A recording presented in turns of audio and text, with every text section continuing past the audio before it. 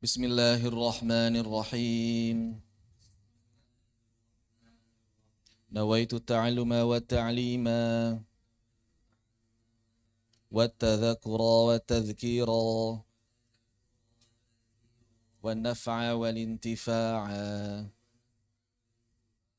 wal ifadata wal istifadah wal hatha 'ala at-tamassuki bi kitabillahi wa sunnati rasulihi wad du'a ila al-huda wad dalalata 'ala al-khair ibtigha'a wajhillah wa mardatihi wa qurbih wa thawabih. للإمام السخاوي رحمه الله تعالى وللبركة الفاتحة. أعوذ بالله من الشيطان الرجيم. بسم الله الرحمن الرحيم. الحمد لله رب العالمين الرحمن الرحيم مالك يوم الدين. إياك نعبد وإياك نستعين. اهدنا الصراط المستقيم صراط الذين أنعمت عليهم غير المغضوب عليهم ولا الضالين آمين. Innal hamdalillah nahmaduhu wa nasta'inuhu wa nastaghfiruh wa na'udzu billahi min shururi anfusina wa sayyiati a'malina. Man yahdihillahu fala mudilla lahu wa man yudlil fala hadiya lahu. Ashhadu an la ilaha illallah wahdahu la syarika lah wa ashhadu anna Muhammadan 'abduhu wa rasuluhu alladzi la nabiyya wa la rasula ba'dah. Allahumma anfa'na bima 'allamtana wa 'allimna ma yanfa'una wa zidna 'ilma. Allahumma nawwir qulubana binuri hidayatika ma nawartal arda binuri syamsika abadan abada birahmatika ya arhamar rahimin. Amin. Alhamdulillah, insyaallah kita akan kembali melanjutkan materi dari Manzumah Nuniyah Imam As-Sakhawi. Kenapa disebut Nuniyah? Karena akhirnya atau qafiyahnya selalu berakhiran dengan huruf nun. Semuanya berakhiran dengan huruf nun di akhir baitnya. Jadi sebuah bait atau syair apabila dia diakhiri dengan nun disebut nuniyah. Kalau diakhiri dengan lam disebut lamiyah. Diakhiri dengan ro disebut ro'yah. Itu tiga huruf yang paling sering digunakan oleh para ulama. Lam, nun, ro. Al-Imam As-Sakhawi rahimahullah ta'ala nafanallah bi'ulumihi fid darain amin, mengatakan dalam nuniyahnya bait yang keempat, Au antafuha bihamzatin mutahawwi'an fayafirra sami'uha minal ghathayani. Ini masih berkaitan dengan hal-hal yang dikira tajwid tapi bukan tajwid. Beberapa perkara yang dikira oleh orang-orang awam itu adalah kefasihan padahal dia lahan. Di antaranya apa? Maka beliau mengatakan au antafuha bihamzatin mutahawwi'an. Di antaranya adalah au antafuha, yaitu engkau mengucapkan bihamzatin huruf hamzah, mutahawwi'a yaitu dengan berlebihan. Mutahawwi'a itu berlebihan. Seperti apa? Seperti mengeluarkan suara orang yang sedang muntah. Sampai-sampai mengeluarkan suara seperti orang yang muntah. Misalnya begitu. Jadi maknanya berlebihan dalam mengeluarkan sesuatu sampai terdengar suara seperti orang yang muntah. Begitu. Tahawwi'an. Taqayyu', muntah. Fayafirra sami'uha minal ghathayani. Sehingga para pendengarnya, orang-orang yang mendengarnya itu bisa kabur. Fayafirra minal ghathayani, karena merasa jijik atau merasa muak. Tentu saja di sini maksudnya adalah orang-orang yang paham. Orang-orang yang memahami tajwid, orang-orang yang memahami mana bacaan yang fasih, mana bacaan yang tidak fasih. Jadi maksud bait ini adalah jangan sampai engkau mengucapkan huruf hamzah secara berlebihan sehingga mengeluarkan suara seperti orang yang muntah. Sampai-sampai mengeluarkan suara seperti orang yang muntah. Sehingga membuat orang yang telah memahami tajwid dengan baik lari menjauhimu karena merasa jijik dan muak saat mendengar suara tersebut. Begitu. Oleh karena itu sudah sepatutnya kita menjaga pelafalan setiap huruf hijaiyah agar tetap proporsional. Ingat ya, proporsional sebagaimana yang dikatakan oleh Al-Asbahani. Irsalul kalimati minal fam bisuhulah wastiqamah. Sempurna makhraj dan sifatnya serta tidak berlebihan dalam menunaikan hak-haknya.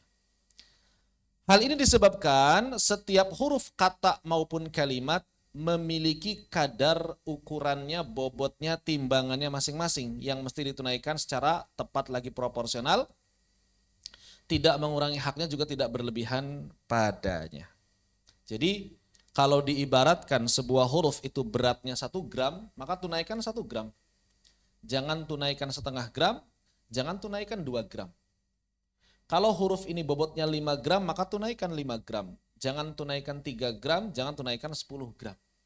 Begitu. Maka kemudian Allamah As-Sakhawi melanjutkan di bait yang kelima, lil harfi mizanun fala taku taghiyan fihi wala taku mukhsiral mizani. Lil harfi mizanun. Lil harfi mizanun. Maka bagi setiap huruf itu ada mizan, ada timbangannya, ada bobotnya masing-masing. Fala taku taghiyan, maka janganlah engkau tagha, janganlah engkau berlebihan. Begitu. Jadi janganlah engkau menunaikannya secara berlebihan fihi ketika mengucapkan huruf tersebut. Wala taku mukhsiral mizani. Juga janganlah engkau menjadi orang yang mengurangi bobot timbangannya. Jadi setiap huruf punya mizan. Setiap huruf punya mizan. Maknanya apa mizan? Mizan itu timbangan atau neraca. Maksudnya apa? Maksudnya adalah kadar, ukuran, bobot. Ya. Adapun toghian berasal dari kata togho. Ya togho. Orang yang sangat berlebihan disebut toghut. Orang yang melampaui batasnya itu sudah melampaui benar-benar. Apa artinya togho? Sewenang-wenang. Atau melampaui batas yang telah ditetapkan. Sedangkan mukhsirul mizan mengurangi bobot, mengurangi timbangan dari kadar yang telah ditetapkan. Jadi Al-Imam As-Sakhawi dalam bait ini menegaskan bahwa setiap huruf itu memiliki timbangan dan kadarnya masing-masing. Sehingga jangan sampai engkau berlebihan dalam menunaikan hak dan mustahaknya. Juga jangan sampai engkau mengurangi hak dan mustahaknya. Melainkan engkau mesti mengucapkannya secara tepat lagi proporsional sesuai dengan kadar dan batas yang telah ditetapkan oleh para ulama tajwid dan qiraah. Inilah makna hakikat dari tajwid. Jadi bukan melebih-lebihkan sesuatu, melainkan menunaikan setiap huruf hak dan mustahak secara sempurna. Sempurna itu kayak gimana? Proporsional, seimbang, dan konsisten. Sebagaimana perkataan dari Al-Imam Ibnul Jazari rahimahullah ta'ala dalam Muqaddimah Jazariyah. Wa huwa i'ta'ul hurufi haqqaha min sifatin laha wa mustahaqqaha wa raddu kulli wahidin li aslihi wal lafdhu fi nadhirihi kamithlihi mukammalan min ghairi ma takallufi bil lutfi fin nutqi bila ta'assufi. Itulah tajwid. Ya. Dari mulai menunaikan hak dan mustahaknya, mengembalikan huruf kepada makhraj asalnya, kemudian sempurna, konsisten dalam melafalkan hukum-hukum yang sama, dan tidak takalluf juga tidak ta'assuf. Itulah huruf hijaiyah yang mesti diucapkan. Begitu. Tidak sebagaimana perkiraan sebagian orang-orang awam yang mengira bahwa huruf itu semakin kuat, semakin fasih. Enggak. Huruf tidak semakin kuat, semakin fasih. Demikian pula ditegaskan oleh Imam Al-Khaqqani dalam ra'iyahnya, fa in anta haqqaqtal qira'ata fahdhariz. Maka apabila engkau merealisasikan sebuah bacaan, fahdhariz ziyadah, maka hati-hatilah engkau menambahkan ziyadata fiha was'alil auna dzal qahri. Maka hati-hatilah engkau menambahkannya, melampaui batasnya. Was'alil auna, maka mohonlah pertolongan kepada Allah yang Maha Perkasa. Di sini mirip ya, lil harfi mizanun, kalau di sini zinil harfa la tukhrijhu an haddi waznihi. Ini beda kalimat tapi satu makna. Maka Imam Al-Khaqqani mengatakan zinil harfa. Zinil harfa. Timbanglah setiap huruf, la tukhrijhu an haddi waznihi. Jangan sampai engkau melampaui batas yang telah ditetapkannya. Fawaznu hurufi dzikri min afdalil birri. Kenapa? Karena menunaikan huruf sesuai dengan timbangannya masing-masing, terutama huruf-huruf Al-Quran, huruf dzikri itu maksudnya adalah huruf Al-Quran, min afdalil birri, termasuk kebaikan yang paling utama. Menunaikan setiap huruf dengan tepat itu merupakan salah satu kebaikan yang utama. Begitu. Imam Nafi' Al-Madani mengatakan, menegaskan bahwa bacaan Al-Quran kita itu kayak gimana sih? Maka beliau mengatakan, qira'atuna qira'atu akabiri ashabi Rasulillahi sallallahu alaihi wasallam. Bacaan kami itu bacaannya para pembesar sahabat Rasulullah Muhammad sallallahu alaihi wasallam. Kayak gimana cara bacanya? Sahlun jazlun. Ringan dan mudah. Ringan dan mengalir. La namdahu. Enggak membuat mulut itu goyang-goyang penuh-penuh gerak-gerak berlebihan. Wala naluk. Enggak membuat mulut itu seperti ngunyah-ngunyah. Nambiru wala nantahiru. Kami membaca dengan jelas tapi enggak menghentak-hentak. Nusahilu wala nusyaddidu. Kami membaca dengan ringan dan tidak menekan-nekan kuat. Naqra'u ala afsahil lughati. Kami membacanya sesuai dengan bahasa yang paling fasih. Wa amdoha. Dan juga sesuai dengan ajaran yang diajarkan oleh para ulama yang paling fasih lidahnya. Begitu. Wallahu a'lam bissawab. Sebagaimana juga kemudian disampaikan dalam Tarikhul Islam Imam Az-Zahabi dari Abdullah bin Shalih Al-Ajli bahwa ada seorang membaca kepada Imam Hamzah Az-Zayyat. Imam Hamzah Az-Zayyat ini dikenal sebagai orang yang kalau lagi ngelatih itu katanya takalluf, kata orang-orang. Sampai-sampai Imam Ahmad bin Hanbal itu kurang suka dengan qiraatnya Imam Hamzah Az-Zayyat karena dinilai agak takalluf. Tapi ternyata Imam Hamzahnya sendiri enggak ngajarin begitu. Realitanya yang takalluf itu bukan beliau, tapi sebagian murid-muridnya. Sebagian murid-muridnya itu kalau lagi baca suka takalluf. Begitu. Adapun riwayat yang datang dari Imam Hamzahnya sendiri justru beliau melarang. Sampai-sampai ketika ada murid yang memanjang-manjangkan mad, memanjang-manjangkan bacaan, melebih-lebihkan bacaan, maka Imam Hamzah mengatakan apa? La taf'al. Jangan lakukan. Amma alimta anna ma kana fawqal ju'udatu fahuwa qatata. Kamu tahu enggak? Yang namanya ikal itu secara naluriah kita bilang cantik, ganteng, bagus. Ya kan ikal itu, rambut ikal itu kan kelihatannya cantik. Kita enggak bilang, kita bukan dalam rangka mendiskriminasi sebagian orang ya. Maksudnya secara naluriah fitrah kita sebagai manusia, melihat orang yang butuh ikal itu cantik, ganteng. Tapi kalau terlalu ikal kayak gimana? Kribo. Enggak cantik lagi, enggak ganteng lagi. Kita enggak bilang orang kribo jelek, enggak. Maksudnya secara naluriah fitrah kita, Ya lebih cantik ikal daripada kribo begitu. Ya.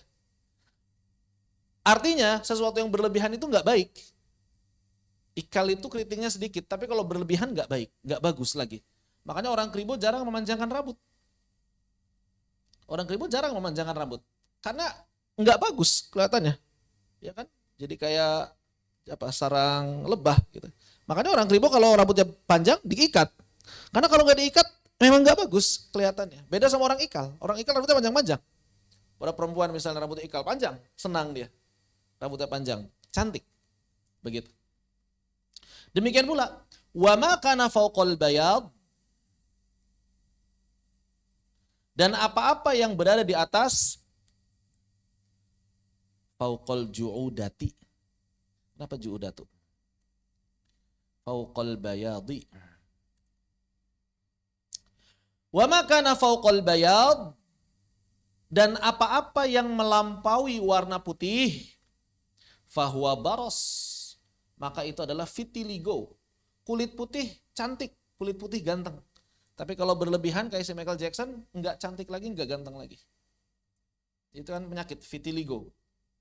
Putihnya pucat. Ya, putihnya pucat. Kalau putihnya putih biasa normal, putih warna kulit normal kayak misalnya orang-orang ya normal gitu ya.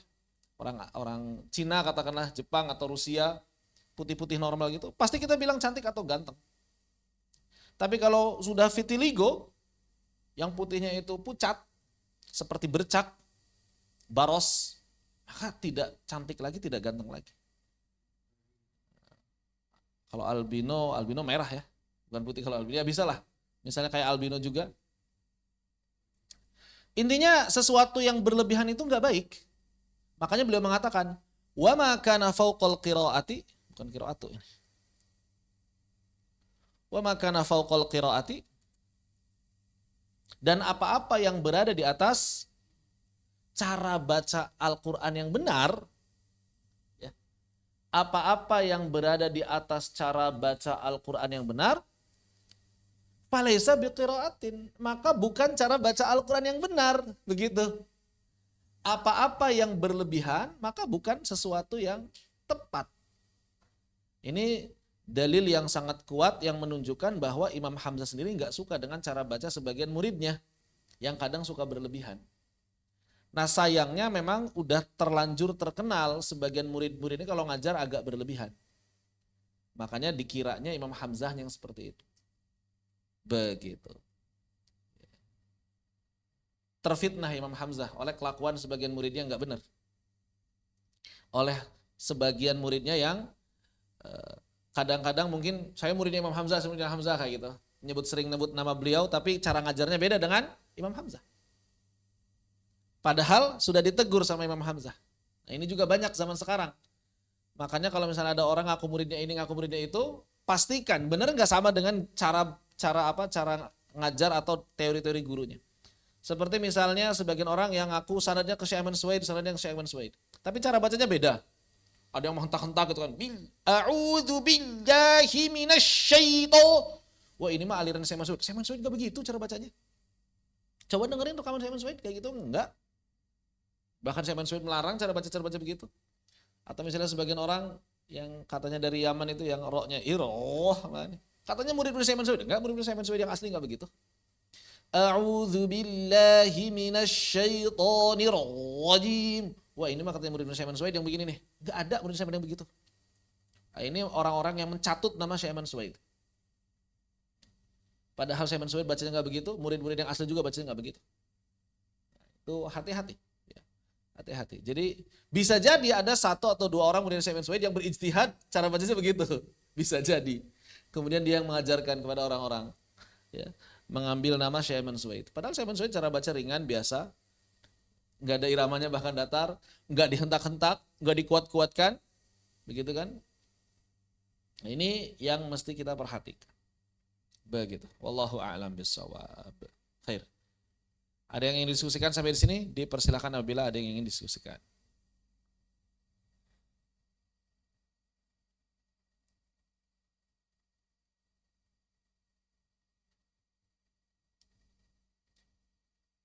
La namdhigh, bukan la namdhigh ya. Baik.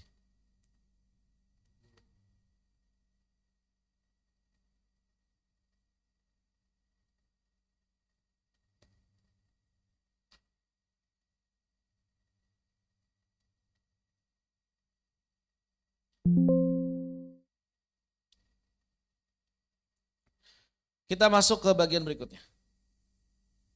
Berkaitan dengan huruf-huruf halqiyah dan beberapa peringatan pada huruf-huruf ini. Huruful halqiyah adalah huruf yang dikeluarkan dari tenggorokan, dari wilayah tenggorokan. Terbagi tiga, yaitu yang pertama huruf yang keluar di pangkal tenggorokan atau istilah ulama tajwid zaman dulu aqsal halq. Tepatnya di mana aqsal halq? Organnya di pita suara. Bahasa Arabnya al-hanjarah. Atau apa bahasa Arab lainnya selain al-hanjarah? Al-autar sautiyah. Al-autar as-sautiyah.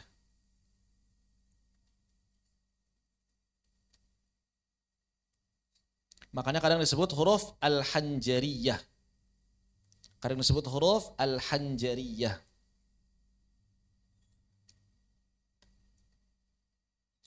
Dalam bahasa Inggris disebut dengan huruf glottal stop. Glotis, huruf glottal. Keluar dua huruf hamzah dan ha. Keluar dua huruf hamzah dan ha. Kemudian ada huruf yang keluar di tengah tenggorokan. Wastul halqa. Tepatnya di katup epiglotis, apa bahasa Arabnya? Katup epiglotis apa bahasa Arabnya?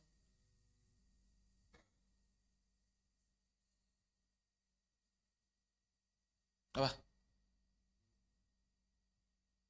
Lisanul mizmar. Lisanul mizmar. Katup epiglotis. Lisanul mizmar. Keluar huruf ain dan ha.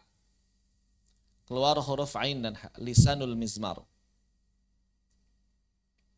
Kemudian huruf yang keluar dari tenggorokan luar. Ya bisa disebut tenggorokan luar, ada yang bilang ujung tenggorokan. Intinya bagian tenggorokan paling luar yang dekat dengan mulut. Itu adnal halq, bahasa ulama zaman dulu. Tepatnya apa? Tepatnya jadhrul lisan atau aslul lisan. Jadhrul lisan atau aslul lisan. Akar lidah yang bertemu dengan lak-lakan.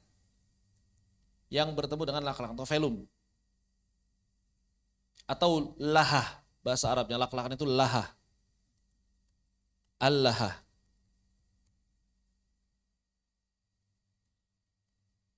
Al-lahah.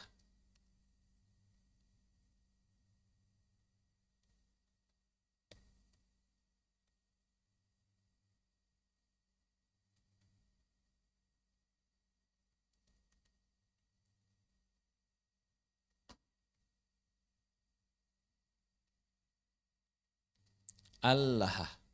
Makanya huruf-huruf yang keluar dari sini kadang disebut lahawiyah. Lahawiyah. Begitu. Karena dia keluar dari lahah. Cuma sebagian ulama mengatakan lahawiyah itu huruf qaf. Saya nggak sepakat itu. Karena qaf nggak dari lahah. Qaf itu dari langit-langit, bukan dari lahah. Maka cocoknya kalau qaf dengan kaf itu hanakiyah. Karena berasal dari al-hanakul a'la.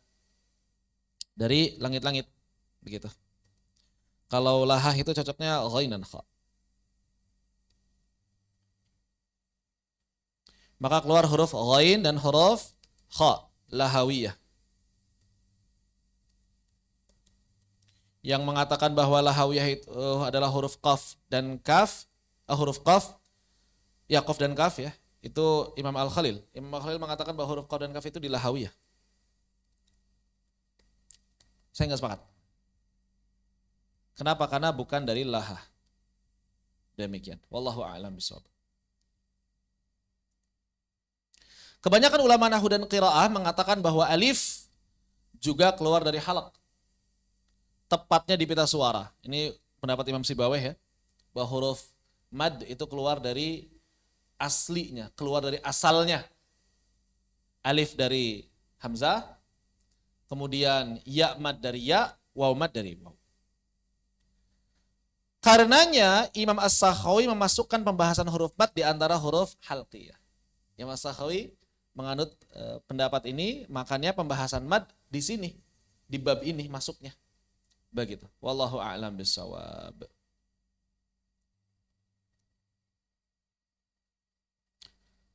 Bait yang ke-6.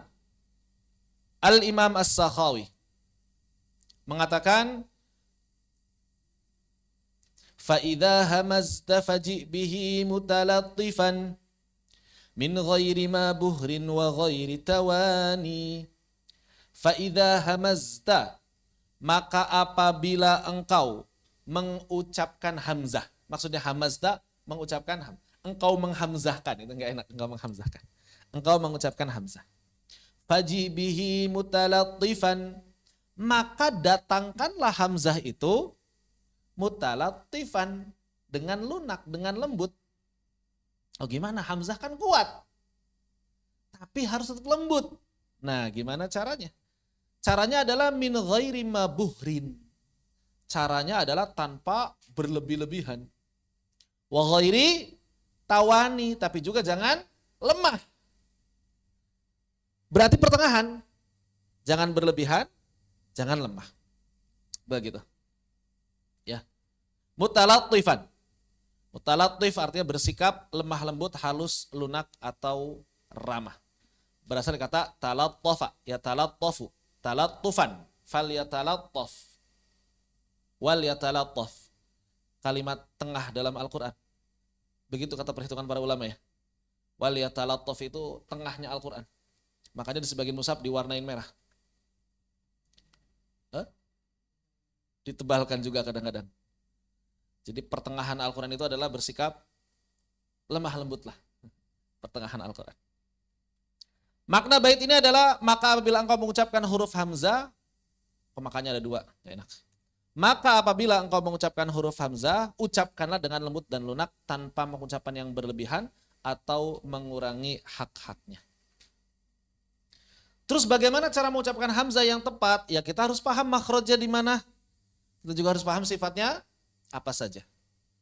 Huruf hamzah dikeluarkan dari pita suara. Kayak gimana caranya?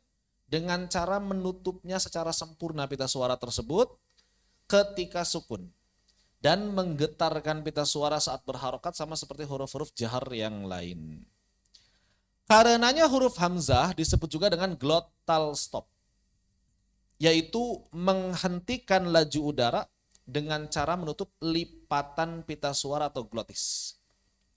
Adapun sifat huruf hamzah adalah syiddah dan tarqiq, itu yang paling penting. Syiddah dan tarqiq, itu yang paling penting. Dua, yang paling penting syiddah dan tarqiq. Disebut syiddah disebabkan makhrajnya terkunci, disebabkan makhrajnya terkunci saat diucapkan, dan disebut tarqiq karena termasuk huruf-huruf yang dibaca dengan tipis saat fathah. Begitu. Sebagian ulama menambahkan apa? Jahar. Cuma kebanyakan ulama kontemporer, terutama ulama fonetik, enggak masukkan jahar. Kenapa? Karena kalau jahar itu mesti bergetar saat sukun. Huruf-huruf yang bergetar ketika sukun, pita suaranya. Sedangkan hamzah enggak bergetar.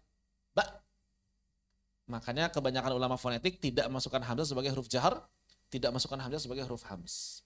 Itu catatannya. Jadi di mana hamzah? Nah di sini ya, di pita suara. Jadi kalau pita suara itu di sekitar jakun, kalau kita zoom maka di sini pita suaranya seperti itu. Kalau kita zoom lagi dari atas, misalnya pakai kamera bulat, kurang lebih seperti inilah tampak pita suara dari atas. Begitu. Nah ini yang seperti bibir ini adalah katup epiglotis. Ini lipatan pita suaranya. Jadi lipatan pita suaranya begini ya. Ketika kita ingin mengucapkan hamzah yang sukun, maka pita suara ditutup rapat. Tek. Ba. Ta. Nah, begitu. Maka jangan didorong ketika mengucapkan hamzah sukun. Karena kalau dorong berarti bisa buka. Ba. Jangan didorong. Ba. Ta. Sa. Tutup. Adapun ketika berharokat, maka yang namanya harokat semuanya adalah jahar. Berarti pita suara bergetar. Ya gambarannya ada gelombang begini. Ini gambaran saja ya. Bergetarnya nggak begitu sebenarnya, bergetar. Ringan getarannya. i, u, yaitu suara-suara harakat. Itu sifat harakat, sifat mad sebetulnya. Pita suara sendiri dapat mengalami beberapa keadaan yang berbeda. Ada ulama yang membagi menjadi 3, ada ulama yang membagi menjadi 4, ada ulama yang menjadi 5 bahkan 6. Saya ambil pendapat yang 5 saja karena sudah mencukupi untuk melihat bagaimana keadaan pita suara dalam beberapa kondisi yang berbeda. Yang pertama, ini adalah pita suara terbuka lebar. Kapan pita suara terbuka lebar? Saat kita bernapas.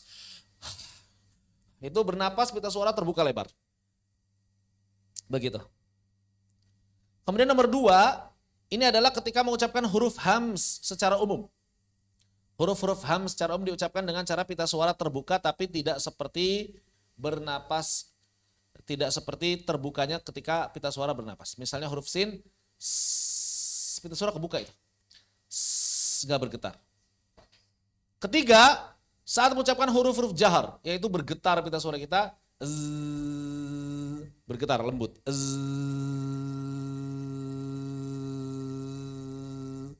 Begitu. Nah, 4, ini keadaan khusus untuk huruf H yang sukun. Begitu. Jadi huruf H diucapkan dengan cara menyempitkan pita suara agar lebih jelas. H itu kan hams. Kalau hams itu kan berarti harusnya nomor 2. Cuma kalau H diucapkan seperti nomor 2 begini, nggak jelas suara H-nya. Kurang jelas. Maka harus lebih disempitkan lagi supaya lebih jelas. Begitu. Istilahnya menghilangkan sifat khofa'nya. Inilah keadaan pita suara saat mengucapkan huruf. Jadi H itu kalau lihat makhraj aslinya nomor 2 sebetulnya. Cuma demi menghilangkan sifat khofa, diubah keadaan pita suara menjadi nomor 4. Begitu maksudnya. Ya. Kan aslinya dia hams. Hams itu nomor 2 harusnya begini. Cuma karena pita suara ketika mengucapkan H kalau dibiarkan seperti nomor 2, H-nya kurang jelas, maka mesti disempitkan sehingga seperti nomor 4. Begitu. Jadi kenapa huruf H kok punya keadaan sendiri dalam rangka menghilangkan sifat khofa'nya.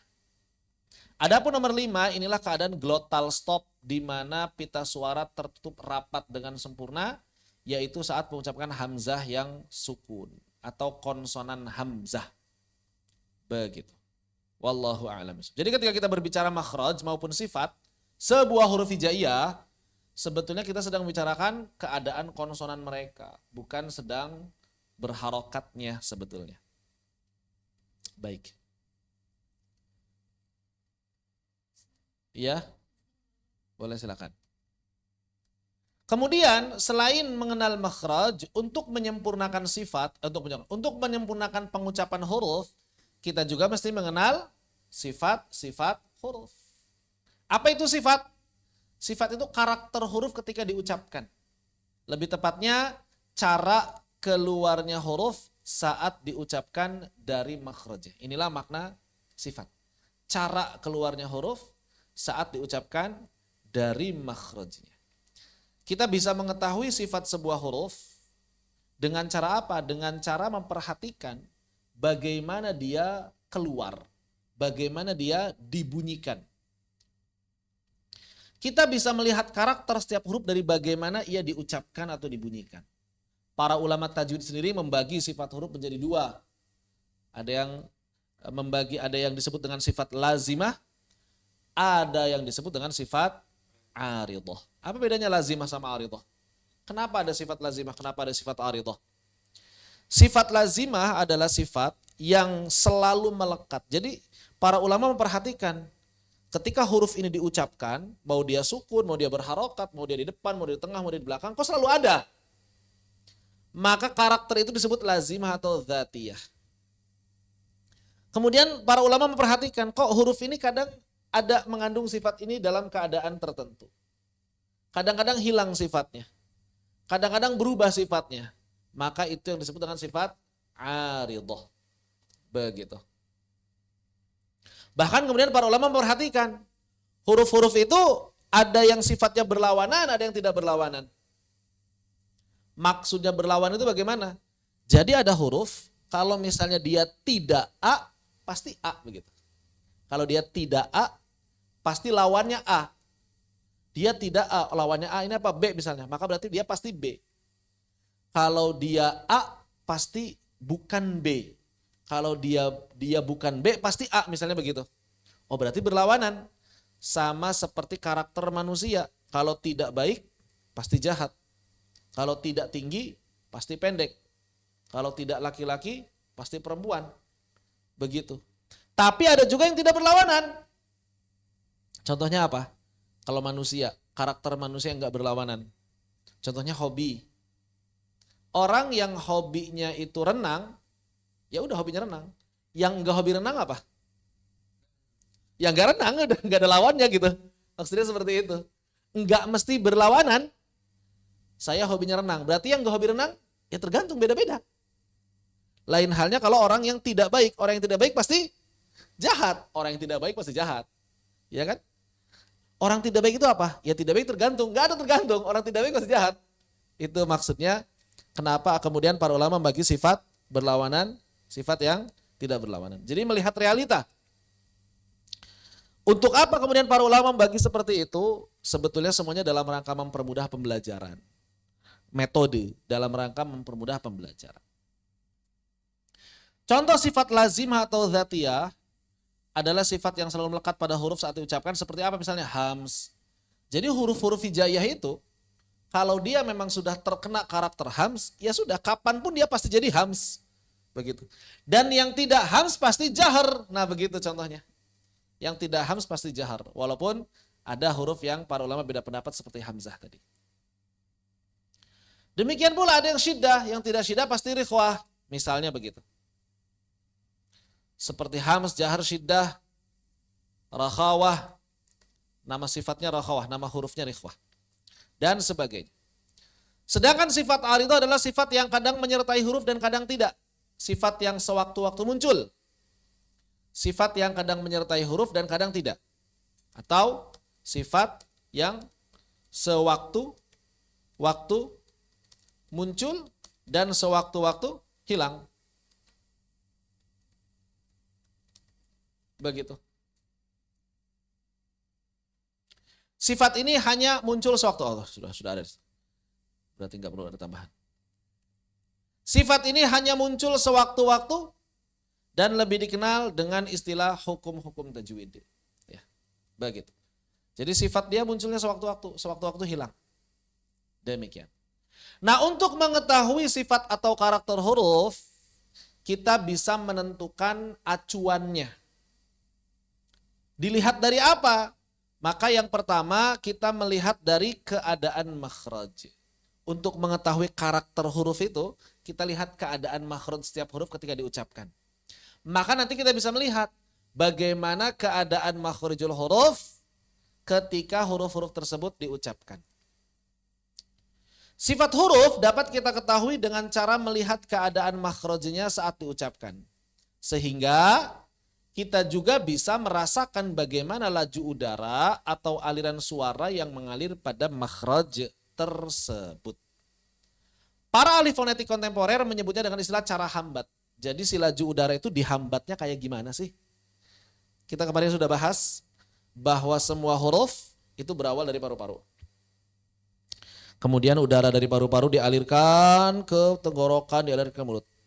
Untuk menghasilkan bunyi huruf, maka si laju udara ini mesti ditahan kan pada titik-titik tertentu. Nah pertanyaan sekarang, cara nahannya kayak gimana? Pertanyaannya cara nahannya kayak gimana? Memangnya ada beda-beda. Yaitu cara artikulator aktif dan artikulator pasif dalam menghambat laju udara dari paru-paru. Ini yang tadi saya jelaskan bahwa awalnya berasal dari sana, ya. Istilahnya saut mengalir dari saut itu maksudnya laju udara. Saut mengalir dari dari paru-paru kemudian ke mulut ditahan. Apabila makhraj terkunci rapat saat huruf diucapkan, jadi dia ditahannya full. Si laju udara ditahan sampai nggak bisa ngalir lagi. Berarti terkunci rapat. Yaitu artikulator aktif menekan kuat artikulator pasif. Misalnya apa? Misalnya si artikulator aktif bibir bawah, menekan kuat artikulator pasif bibir atas. Ab, ab. Benar-benar terkunci rapat, tidak ada aliran saut lagi. Sehingga aliran udara dari paru-paru tertahan sempurna. Udah nggak bisa ngalir tuh. Tertahan sempurna. Maka huruf-huruf yang diucapkan dengan cara seperti itu disebut dengan huruf, nama hurufnya syadidah. Disebut dengan huruf syadidah. Atau infijari. Nama hurufnya infijari.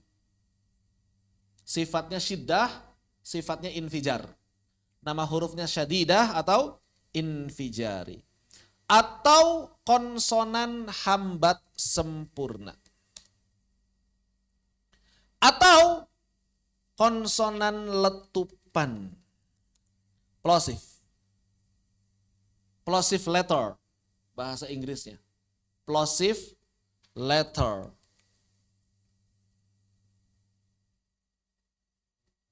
Bisa kita lihat ya. Plosive letter. Plosive letters. Apa itu plosive letter? Plosive sounds atau plosive letter also known as stops are consonant produced by briefly blocking airflow in the mouth and then releasing it quickly. Jadi sebuah konsonan yang diproduksi pada organ pengucapan dengan cara menutup secara sempurna laju udara. Begitu ya. Namun biasanya memang langsung dilepas. Seperti ab, ad, langsung dilepas. Makanya seperti ada letupan. Ab, dalam bahasa Inggris ya. Dalam bahasa Inggris seperti itu. Plosive sounds atau plosive letter dalam istilah bahasa Inggris. Begitu. Jadi itulah syiddah dalam bahasa Inggris, plosive letters atau plosive sounds istilahnya. Dalam bahasa Arab, huruf-huruf plosive terkumpul pada lafaz ajid, qatin, bakat. Walaupun tidak semua jadi plosive sebetulnya. Hamzah misalnya nggak jadi plosive. Hamzah itu nanti ada taghyir. Yang jadi plosive ya selain Hamzah. Selain Hamzah. Itu. Maksudnya nggak mengeluarkan letupan. Makanya Hamzah sebagian ulama memasukkan tidak sebagai huruf jahar kan. Karena plosive itu menggabungkan antara syiddah dengan jahar sebetulnya. Cuma dalam bahasa Arab, dalam bahasa Inggris, semua huruf infijari atau syadidah disebut dengan huruf plosive. Kalau dalam bahasa Indonesia ada dua namanya. Yang pertama konsonan hambat sempurna. Yang kedua konsonan letupan atau plosive. Ini terjemahan dari bahasa Inggris.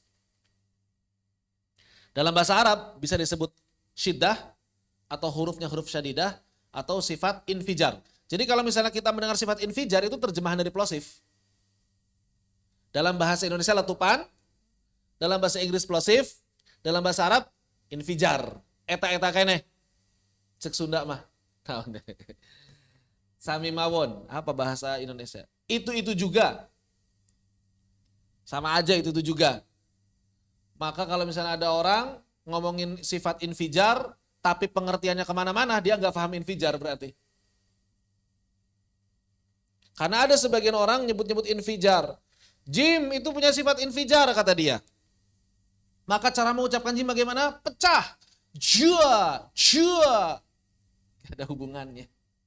Infijar sama dengan syiddah, sama dengan konsonan hambat, sama dengan plosive. Itu satu makna. Syiddah, udah begitu ya. Begitu. Dari mana Ustaz tahu itu? Ya tahu dari buku-buku fonetik bahasa Arab. Makanya baca begitu. Bacanya yang tuntas, jangan baca sebagian. Makanya Syekh Ibrahim Anis mengatakan, wasumiyat hadhil hurufu bilinfijari. Dan dinamakan huruf-huruf ini dengan infijari, kemudian yang dikenal dengan nama syiddah binisbatin ila ma sammaha ulama al-qiraat al-mutaqaddimin. Ya, dikenal dengan nama sifat syiddah sebagaimana dinamakan oleh para ulama qiraat zaman dulu. Jadi infijar itu syiddah sebetulnya. Beda istilah doang. Jadi jangan tertipu dengan istilah-istilah baru dikira sesuatu yang baru. Karena cukup banyak sebagian orang kenal sifat infijar tapi mengartikannya, mendefinisikannya ngarang. Dan saya dengar pertama kali sifat infijar itu tahun 2015-2016 lah, 10 tahun yang lalu. Ketika di Bandung, ada salah seorang ustadz dari Jakarta, dia bertalaki dengan Syekh Abdul Karim bareng bersama kami. Kemudian kami berdiskusi waktu itu, sifat huruf jim itu kayak gimana sih, kok beda-beda para masyaikh. Ada yang kering, orang-orang Mesir rata-rata kering jimnya, bahkan mirip G, Ga, Gi, Gu, Bagi gitu ya. Sedangkan orang-orang Syam basah, Ja, Ji, Ju, Baji. Nah, terus dia bilang, oh jim itu yang benar adalah yang basah. Kenapa? Karena jim punya sifat infijar kata dia. Apa itu infijar? Infijar itu artinya pecah. Ya secara bahasa artinya pecah, meledak gitu kan ya. Maka jim harus diucapkan seperti kaca yang pecah. Jua kata dia gitu. Ini ngarang. Ini ngarang. Ya itu dari syekhnya. Karena dia dapat dari syekhnya begitu. Maka berarti syekhnya ngarang. Kenapa saat ngarang? Ya karena di kitab-kitab enggak begitu. Di kitab-kitab semuanya disebutkan bahwa yang disebut infijar itu artinya adalah syiddah. Enggak ada istilah pecah harus suaranya jia, enggak. Bahkan kalau kita lihat buku-buku fonetik modern, jim itu sifatnya bainal infijari wal ihtikak. Bainiyah dia. Jadi kenapa orang-orang Arab zaman sekarang jimnya itu pecah? Justru karena mereka menganggap jim itu bainiyah. Maka diucapkan aji. Jim asli bagaimana? Jim zaman dulu bagaimana? Syiddah murni. Ja.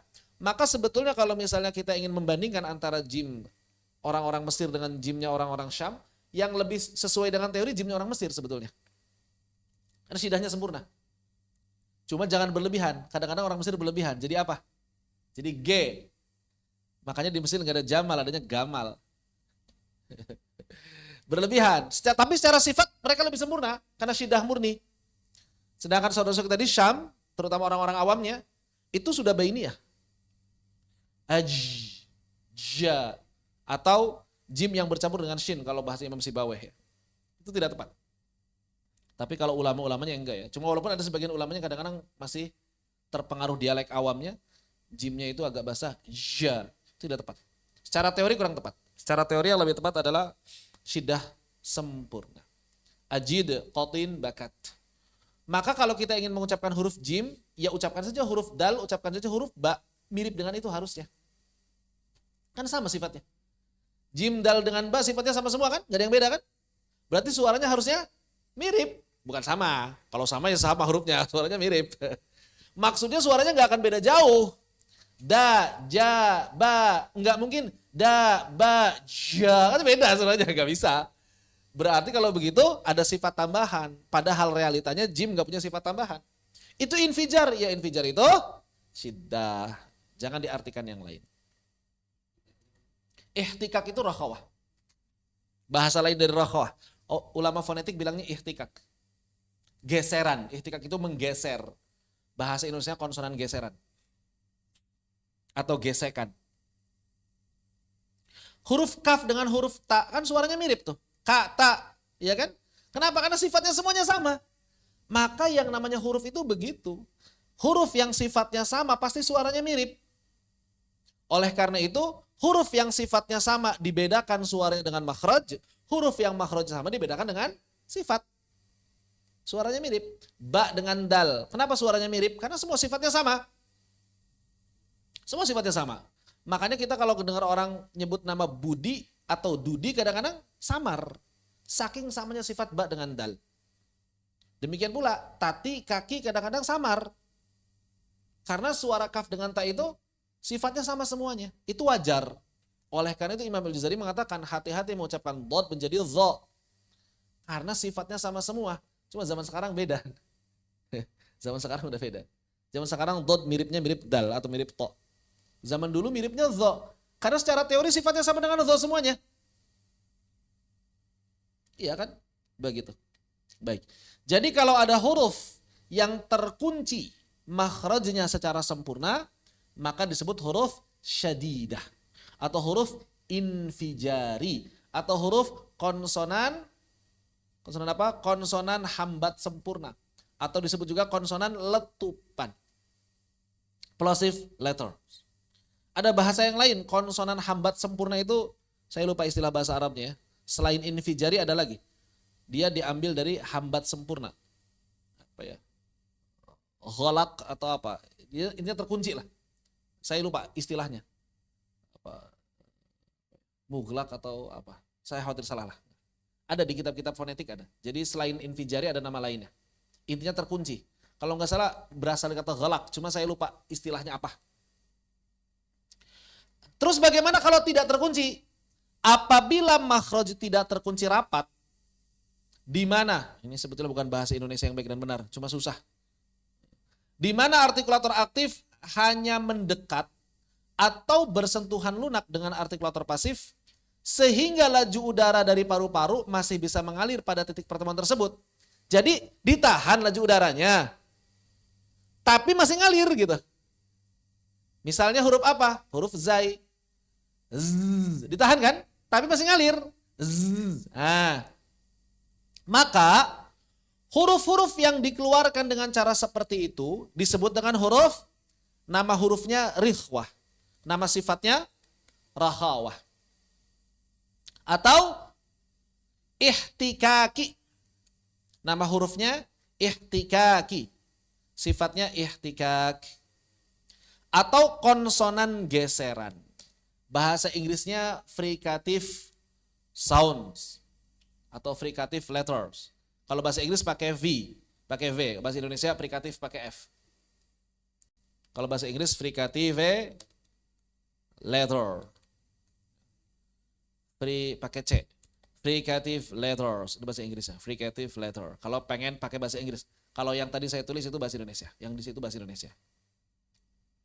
Fricative letters. Fricative letters are consonant produced by forcing air through a narrow channel in the vocal tract, creating a slight friction sound. Jadi konsonan diproduksi dengan cara mengalirkan laju udara, membiarkan laju udara, menahan laju udara tapi membiarkannya mengalir. Begitu. Di mana? Di organ pengucapan. Begitu. Contohnya apa di sini? F, S, V dan Z, ya kan? Sama. Fa, sin, V dan zai. Sama. Jadi yang namanya ilmu aswat, ilmu suara, setiap negara, setiap bahasa itu sebetulnya enggak terlalu berbeda. Tinggal disesuaikan saja. Begitu ya. Huruf-hurufnya terkumpul pada lafaz khudh, ghitha, hadzi, fadha, syausin, zayya, sahin. Dalam bahasa Arab inilah huruf-huruf geseran. Kha, misalnya bagaimana? Ngalir. Zal, enggak ada yang terkunci. Ghain, sa, ha, dha, fa. Nah, dhad secara teori dia geseran. Ihtikak. Rikhwah. Cuma secara praktek kebanyakan ulama zaman sekarang menjadikannya syiddah, diakui atau tidak, ya memang seperti itu. Bahkan saya pernah nanya sama seorang syekh, bentuk syiddahnya dot kayak gimana? Syekhnya nggak ngejelasin. Dot itu istitolah. Bentuk rihwahnya dot kayak gimana kata saya? Dot kok rihwah kata beliau? Dot itu istitolah katanya. Udahlah selesai, nggak mau diskusi lagi saya. Berarti lemah secara teorinya. Ya udah kalau begitu mau apa diskusinya? Nggak paham berarti syekhnya pun. Jawabnya begitu. Dot itu jangan mikirin rihwahnya, mikirin istitolahnya. Loh kok gitu jawabannya? Selesailah diskusinya. Ternyata banyak para masyayikh pun yang mereka sendiri sebetulnya merasa kebingungan dengan teorinya rihwah, tapi prakteknya mereka nggak rihwah. Kenapa? Karena kurang literasi. Harus diakui banyak para masyayikh yang kurang literasi. Maksudnya kurang literasi itu terpaku pada kitab-kitab zaman dulu. Nggak mau menggali kitab-kitab zaman sekarang. Padahal kalau kita gali kitab-kitab yang lain, ketemu jawabannya. Apa jawabannya? Pertama, bahwa ternyata dot sendiri para ulama zaman dulu beda pendapat. Apakah dia syidah atau rihwah? Yang pertama. Memang yang paling fasih rihwah. Yang pertama. Yang kedua, makhrajnya pun para ulama berbeda pendapat. Imam Al-Khalil bilang dot itu di tengah lidah. Imam Sibawa bilang di sisi lidah. Begitu. Kemudian kalau kita lihat kitab-kitab yang lain, misalnya seperti kitabnya Ibnu Qadim Al-Maqdisi di Bughyatul Murtad, atau Al-Mar'ashi dalam Kaifiyah ada Iddad, maka ternyata mereka mendapatkan kesimpulan memang mengalami perubahan dad itu dari masa ke masa. Begitu. Apalagi kalau misalnya kita lihat disertasi kalau misalnya ya Dr. Nidol itu. Sejarah perjalanan huruf dad itu ada. Disertasinya ada. Begitu.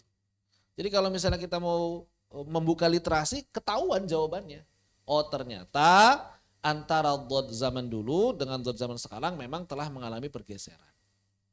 Yang zaman dulu yang diamalkan yang rikhwah, zaman sekarang yang diamalkan yang syiddah. Kenapa? Kalau kata Syekh Abdul Qadim Al-Maqdisi, itu gara-gara kebiasaan orang Mesir.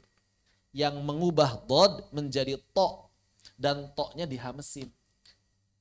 Begitu. Katanya kebiasaan orang Mesir itu to-nya tak tebel, dad-nya dal tebel. To itu dal tebel atau tak tebel aslinya? To. To aslinya tak tebel atau dal tebel aslinya? Dal tebel aslinya. Tak itu hamas, to itu jahar. Tapi suara yang kita kenal sekarang dengan to, mirip ta atau mirip dal? Mirip ta.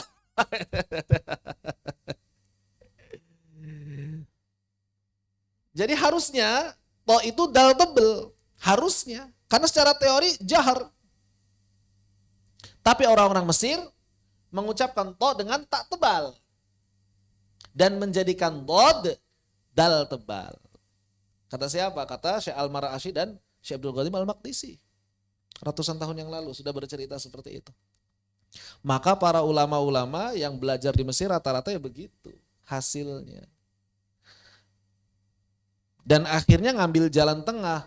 To-nya tetap mirip tak tapi dikolkolahkan. Ya kan? Tapi tetap mirip tak yang kita amalkan sekarang. Sedangkan dad-nya lebih mirip dal kan? Tapi tetap diusahakan enggak dal banget. Itulah jalan tengah para ulama. Begitu. Seperti itu. Ya. Itu jalan tengahnya para ulama. Kalau Syekh Ibnu Qadim Al-Maqdisi sih masih ini ya, bersikukuh bahwa dad yang paling fasih itu mirip dha. Suaranya harus mirip dha kata beliau. Dad yang paling fasih. Karena sifatnya sama semua. Jadi kalau misalnya kita ingin mengucapkan dad yang paling fasih, suaranya harus mirip dha. Beda makhraj doang. Kayak gimana gambarannya? Sayangnya kita nggak punya rekaman bacaan beliau. Itu sangat disayangkan. Walaupun ada sebagian ulama yang mengamalkan, misalnya Dr. Ubaidullah Al-Afghani, cuma beliau sudah wafat. Ada sebagian murid yang mengamalkan. Jadi dad-nya itu al, waladzallin, walal. Di sisi lidah, tapi suaranya mirip dha. Walal, al, al, al, al, al. Rekhawah kan? Jadi rekhawah kan? Al. Kalau dha al. Kalau dad al. Kata beliau seperti itu. Wallahu a'lam bissawab. Mana yang diamalkan Nabi? Wallahu a'lam bissawab. Kita enggak tahu karena enggak ada rekaman Nabi. Tugas kita hanya mencari dalil yang paling kuat. Yang pasti kata Ibnu Sina, orang-orang Arab memang terbagi dua. Dad itu dari zaman dulunya pun, dad itu ada yang mengamalkan rikhwah, ada yang mengamalkan syiddah. Hanya Ibnu Sina pun mengatakan bahwa dad yang syiddah ini dad kelas 2-nya lah sebetulnya di zaman dulu itu. Dad yang syiddah itu dad kelas 2. Dad kelas 1-nya itu ya rikhwah. Begitu. Wallahu a'lam. Ihtiqa rakhwah bukan ikhtiqa, ihtikak. Ihtikak. Itulah rakhawah. Al-ihtikak.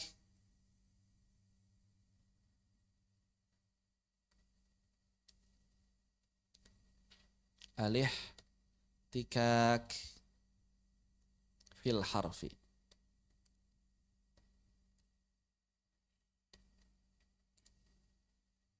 Al-ihtikak. Ya.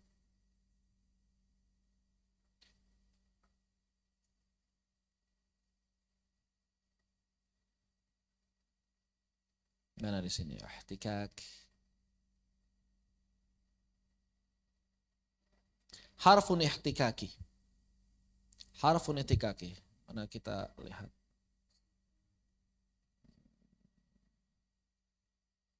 Adakah di sini?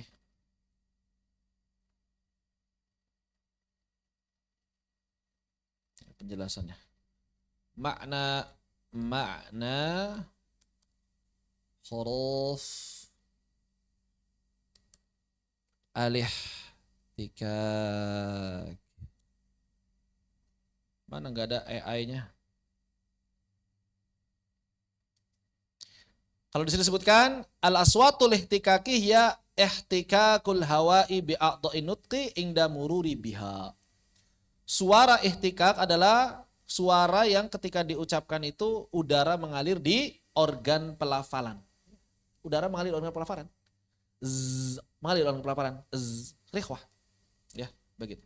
Wallahu a'lam bishawab. Wa hadzal ihtikaku natij an dayqi majj ra al hawa al kharij min ar-ri'tain. Itulah huruf ihtikaki. Wallahu a'lam bishawab. Baik. Al-ihtikak. Di antara huruf yang ihtikak, di antara huruf yang rikhwah, ada sebagian huruf yang dikeluarkan dengan cara yang lebih lunak lagi. Oh ada. Dari berapa huruf ini?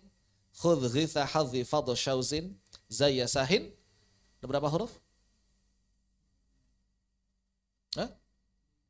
15 huruf ini, maka ternyata ada huruf-huruf yang lebih lunak lagi dibandingkan dengan huruf yang lain yang rikhwah. Bahkan pengucapannya mirip huruf vokal. Pengucapannya mirip huruf vokal. Huruf-huruf tersebut dikenal dengan istilah huruf semivokal atau huruf lin. Nah, begitu. Jadi lin itu versi lebih lunak daripada rikhwah. Lin itu versi lebih lunak daripada rikhwah. Apa saja hurufnya? Yaitu waw dan ya apabila sebelumnya fathah. Kenapa harus dibatasi apabila sebelumnya fathah?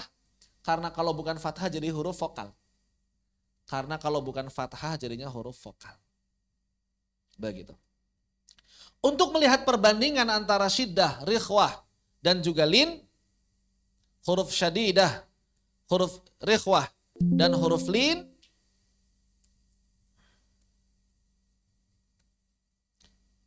maka kita bisa melihat perbandingan tiga keadaan ini. Jadi semakin syiddah semakin rapat. Rikhwah terbuka. Lin makin terbuka. Begitu kurang lebih perbandingannya. Ya, kurang lebih perbandingannya seperti itu. Jadi syiddah terkunci rapat. Rikhwah itu terbuka. Lin itu makin terbuka. Maka setiap lin pasti rikhwah. Tapi tidak setiap rikhwah itu lin. Yang terbuka, ya lin itu pasti terbuka. Tapi enggak yang terbuka itu lebar-lebar, begitu. Kalau terbukanya lebar, lin. Kalau terbuka saja, itu adalah rikhwah. Begitu ya.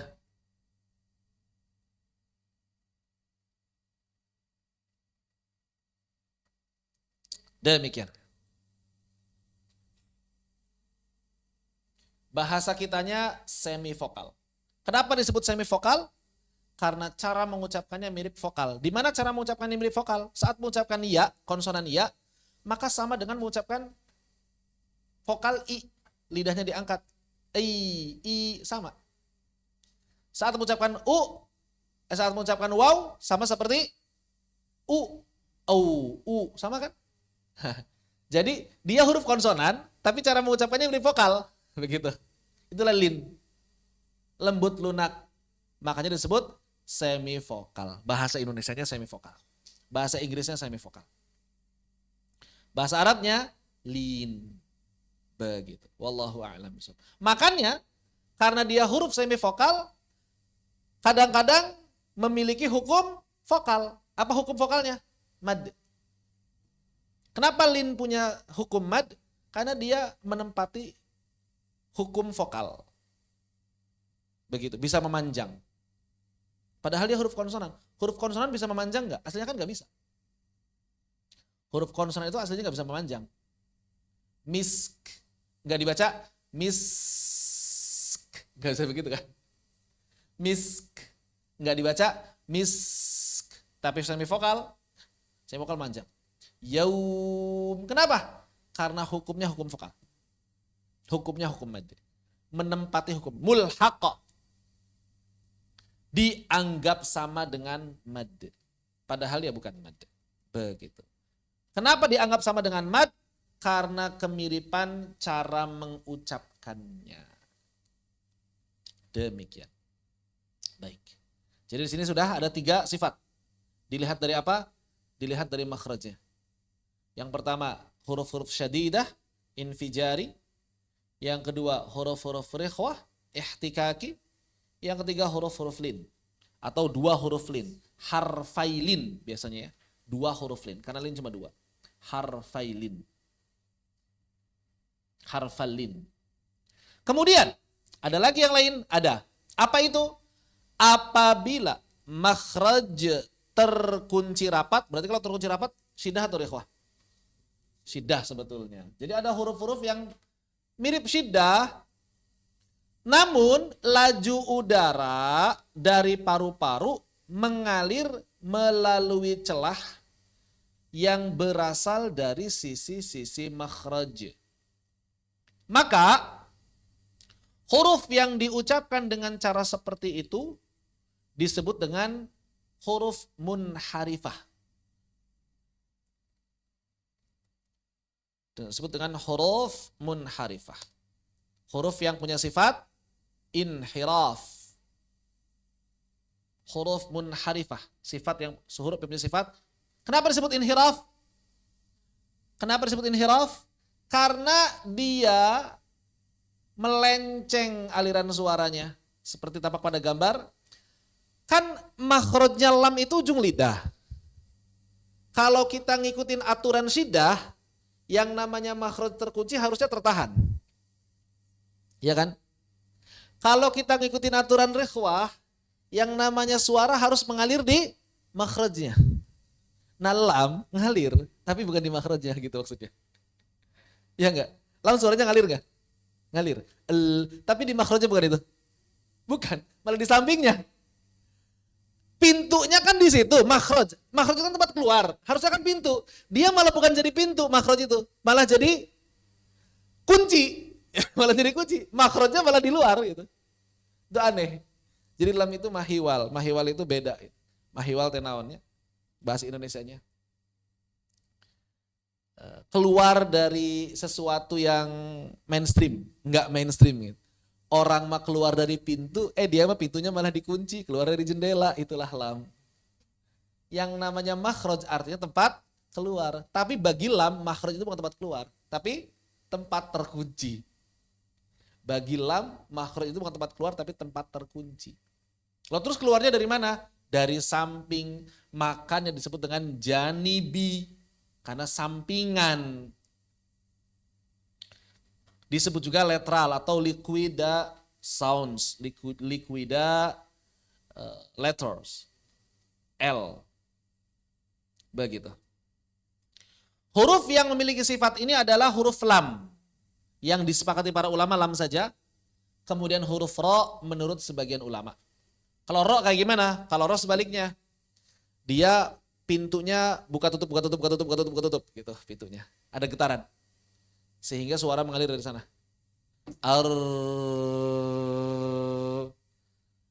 Aslinya suara mengalir lurus, kemudian mengalir lewat sedikit celah ketika dia dibuka sedikit ketika bergetar. Itu maksudnya huruf ro. Cuma kebanyakan ulama kontemporer atau ulama fonetik gak memasukkan ro ke dalam inhiraf. Terus masukin ro ke dalam apa? Takrir aja. Bukan inhirafnya. Huruf mukarrar. Atau trill sounds, trill letters. Begitu. Ketika kita mengucapkan huruf lam, maka ujung lidah akan menyentuh langit-langit yang berhadapan dengannya sehingga laju udara tertahan di sana. Namun bersama dengan itu, laju udara mengalir di celah yang berasal dari kedua sisi makhraj. Imam Sibawai tidak masukkan huruf ro ke dalam sifat inhiraf dan hanya mencukupkan dengan takrirnya saja.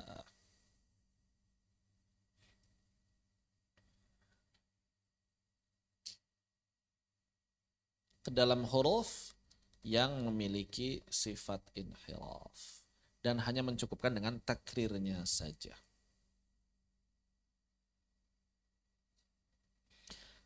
Apabila makhraj terkunci,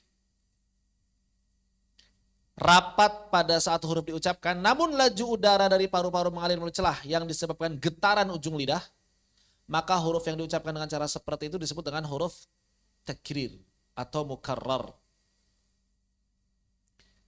Disebut dengan huruf mukarrar atau konsonan getaran.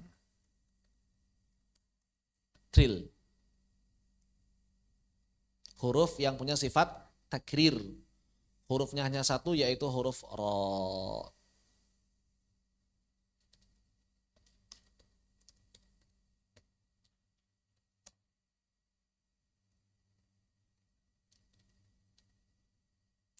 Ketika kita mengucapkan huruf ra, maka ujung lidah akan menyentuh langit-langit yang berhadapan dengannya. Begini ya, ujung lidah berhadapan dengannya. Kemudian ujung lidah kan terlepas sedikit, tapi nggak jauh dia. Nah, ketika terlepas sedikit itu bergetar. Ketika lidah bergetar, maka terdapat celah di antaranya dengan langit-langit. Pada saat itu laju udara mengalir melalui celah tersebut. Begitu. Itulah takrirnya ra. Seperti itu. Ini adalah takrir. Jadi ada huruf-huruf yang syiddah tapi dia punya aliran. Apa saja di sini ada lam, ada ra. Dia sebetulnya aslinya syiddah karena sempat terkunci. Kalau lam mengalir dari samping, kalau ra karena dia punya getaran akhirnya sempat terbuka. Jadi terkunci terbuka, terkunci terbuka, terkunci terbuka. Ar. Maka suaranya bukan ar, bukan, tapi ar, ar, ar, ar.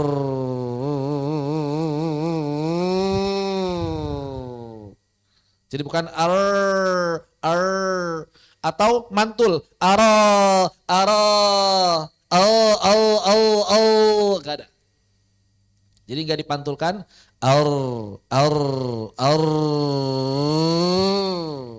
Ada getarannya tapi tersembunyi. Enggak begini juga.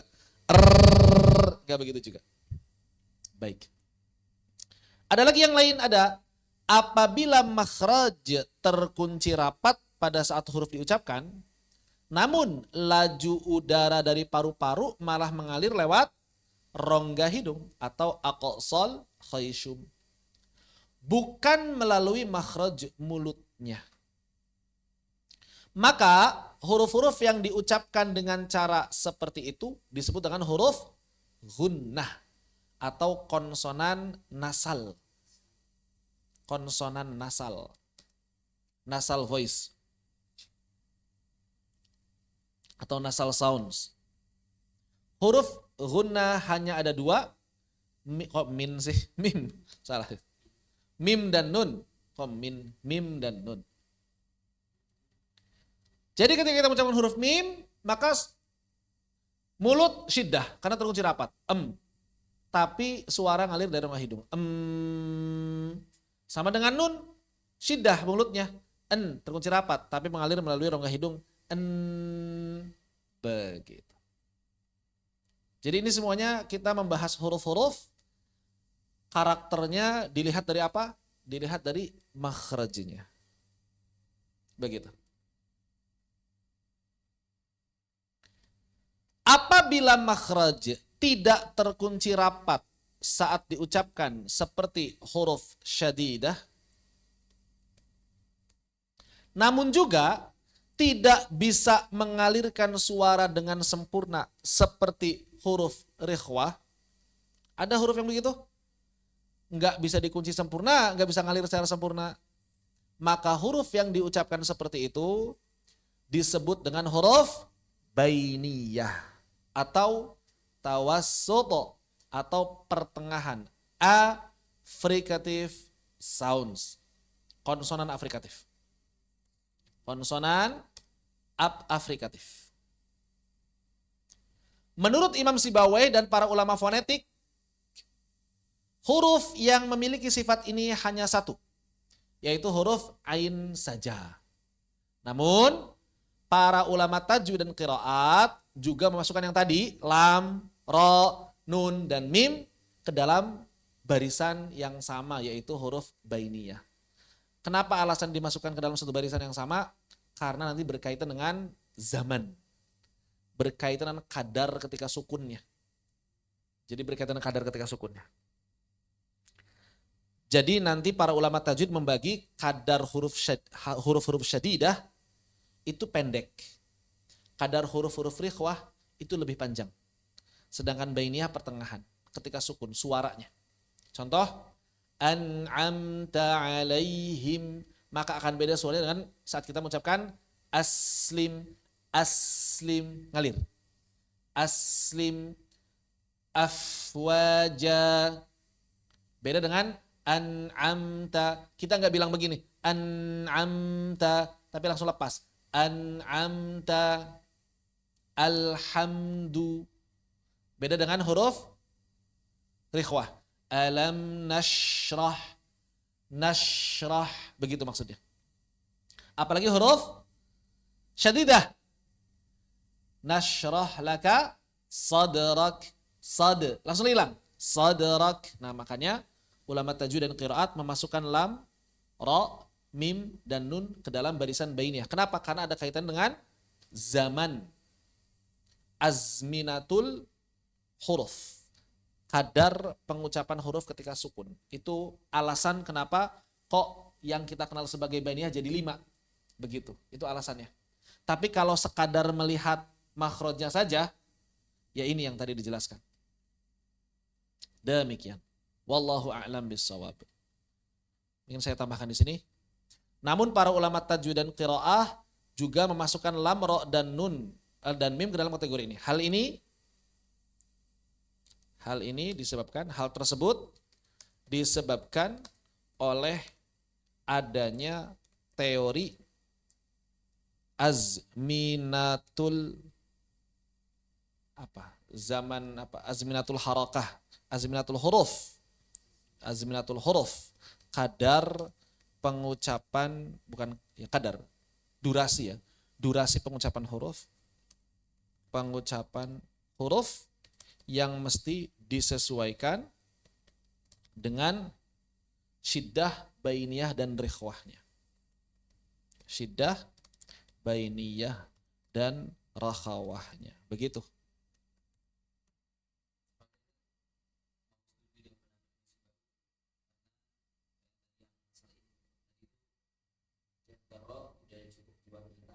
Iya. Yang mana? Enggak masalah kita mengatakan bahwa lam itu cukup di inhirafnya, ro itu cukup di takrir, enggak masalah. Cuma ulama kontemporer itu bukan ulama kontemporer sebenarnya ya. Sebagian ulama lah mengaitkan teori bainiyah tadi dengan zaman itu. Di antara Syekh Mansuwaid. Begitu. Wallahu a'lam bishawab. Sehingga kebanyakan ulama memasukkan ke dalam bainiyah juga. Begitu ya. Cuma kalau masalah apakah ro ini inhiraf atau bukan, ya itu juga bisa diperdebatkan. Begitu. Tergantung. Kalau Imam Sibawi nggak nyebut-nyebut azminah. Kalau Imam Sibawi memang nggak nyebut-nyebut zaman. Nah tergantung apakah kemudian zaman itu memang harus seperti itu atau biasa aja enggak gitu. Tapi kalau yang diamalkan kebanyakan ulama, terutama Syekh Mansuwaid, zaman itu harus ngikutin 3 sifat yang berbeda ini. Enggak ada. Ulama zaman dulu enggak mengaitkan dengan zaman. Ulama zaman dulu enggak mengaitkan dengan zaman. Ya. Zaman itu wazan, zaman itu bukan wazan. Zaman itu adalah durasi. Durasi huruf. Aslim, kalau wazan itu irama. Wazan itu irama. Istilah wazan itu enggak dipakai. Istilahnya zaman. Bukan wazan istilahnya.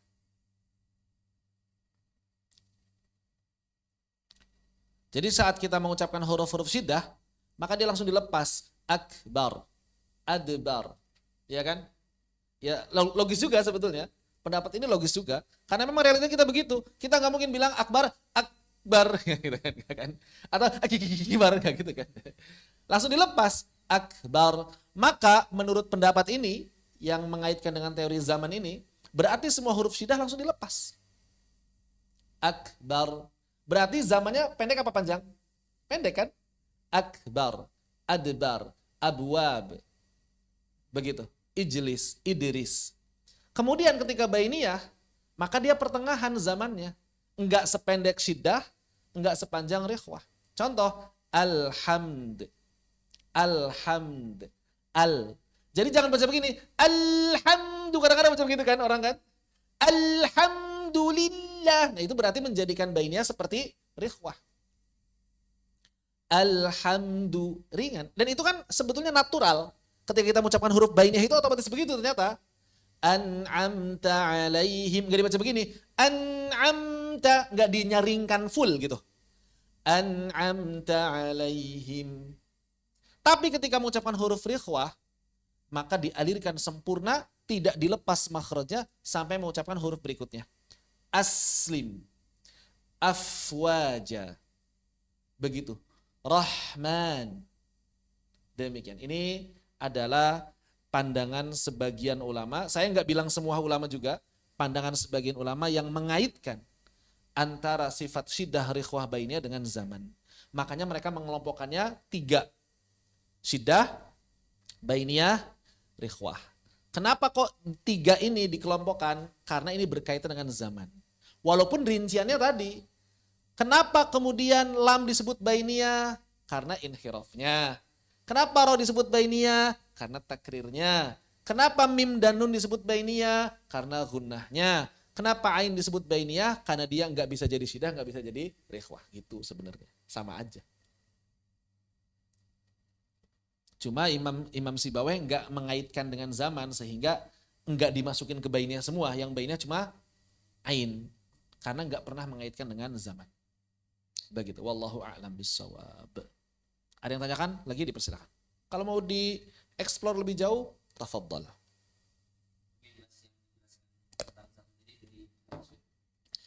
Yang saya tahu dari Syekh Mansur ini. Apakah pendapat Syekh Mansur ini baru? Secara teori mungkin baru, maksudnya baru dieksplor. Tapi secara praktek ya memang begitu. Memang begitu.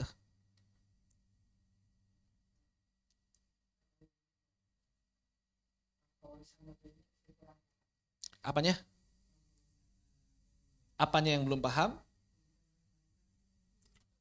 Apakah ketika huruf berharokat akan berbeda? Sebetulnya secara natural ada perbedaan.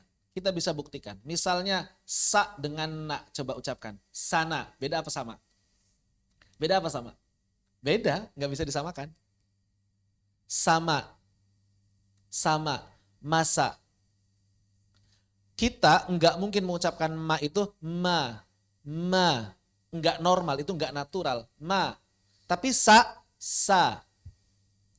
Kita nggak bilang sa. Tapi sa. Paham nggak maksudnya? Ada esnya sedikit kan? Natural nggak? Normal nggak kita ngomong begitu? Normal, nggak dibuat-buat kan? Ma, kita ngomong ma, apakah ma atau ma? Ma.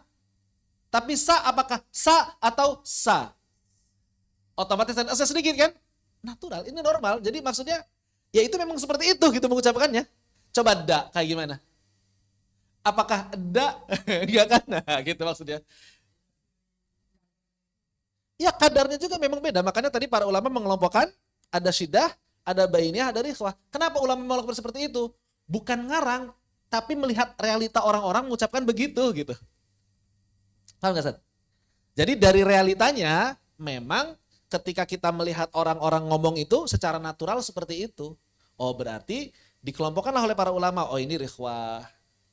Yang ketika diucapkan itu pasti ada seperti ada sukunya dulu kan. Fa, sa, so. Itu natural. Nggak dibuat-buat.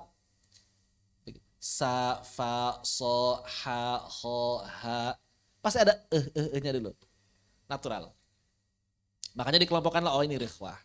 Gitu ya.